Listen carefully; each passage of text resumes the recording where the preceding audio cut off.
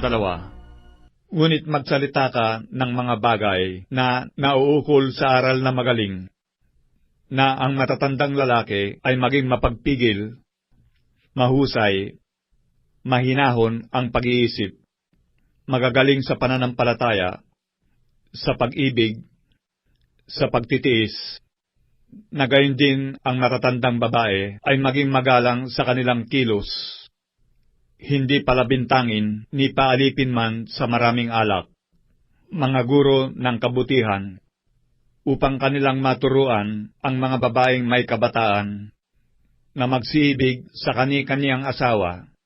magsiibig sa kanilang mga anak, mangagpakahinahon, mangagpakalinis, mangagpakasibag sa bahay, magagandang loob, pasakop sa kani-kanyang asawa, upang huwag lapastanganin ang salita ng Diyos.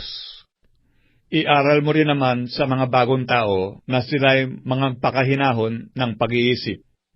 Sa lahat ng mga bagay ay magpakilala kang ikaw ay isang uliran sa mabubuting gawa, at sa iyong aral ay ipakilala mo ang walang kamalian, ang kahusayan, pangungusap na magaling,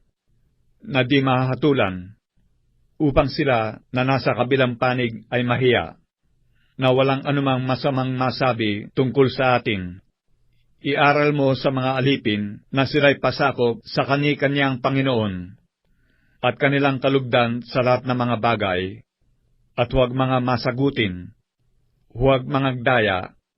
kundi mangagpakita ng buong buting pagtatapat, upang pamutihan sa lahat ng mga bagay ang aral ng Diyos na ating tagapagligtas,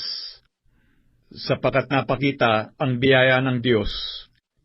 na may dalang kaligtasan sa lahat ng mga tao, na nagtuturo sa atin upang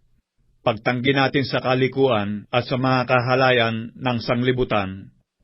ay marapat mabuhay tayong may pagpipigil at matuwid at banal sa panahong kasalukuyan ng sanglibutang ito,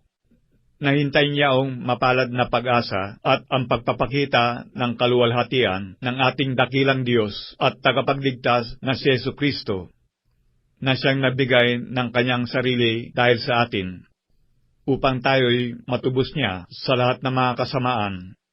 at malinis niya sa kanyang sarili ang bayang masikap sa mabubuting gawa,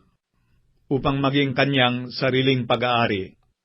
Ang mga bagay na ito ay inyong salitain at iaral at isaway ng buong kapangyarihan. Sino man ay huwag humamak sa iyo,